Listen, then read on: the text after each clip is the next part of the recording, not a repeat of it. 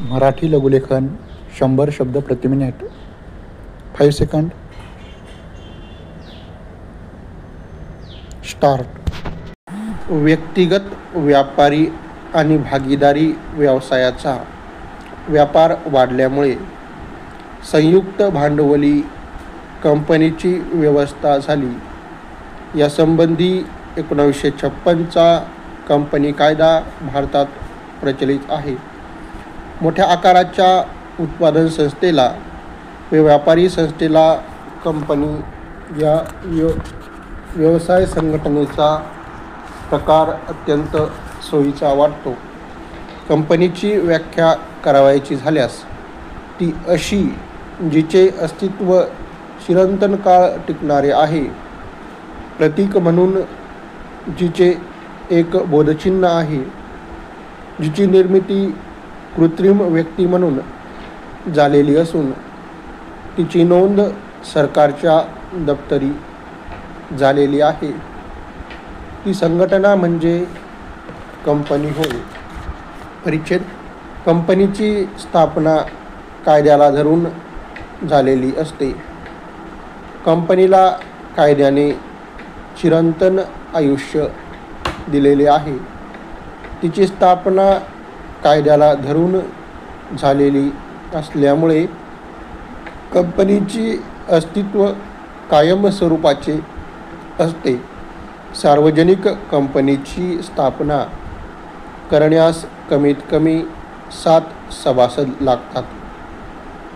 खाजगी कंपनीत जास्तीत जास्त 50 भागधारक असतात, परंतु सार्वजनिक कंपनीच्या भागधारकांच्या कमाल संख्येवर कोणत्याच प्रकारचे बंधन नसल्यामुळे ती कंपनी जास्तीत जास्त भांडवल आपल्या धंद्यासाठी उभारू शकते. परिच्छेद. कंपनीच्या कार्यपद्धतीवर कंपनी कायद्याची अनेक प्रकारची विविध बंधने असल्यामुळे कंपनीच्या वार्षिक हिशोबाची तपासणी हिशोब तपासणी शाखांकडून करून घेतली जाते. तसेच ताळेबंद व नफा तोटा पत्रक भागधारकांच्या सभेत करून घ्यावे लागते.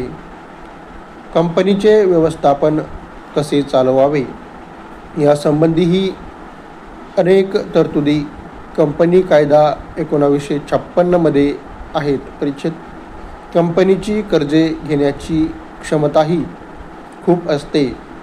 कंपनीचे स्वतःचे भांडवल भरपूर असल्यामुळे तिच्या मालकीची मालमत्ता खूपच मोठ्या किमतीची असू शकते.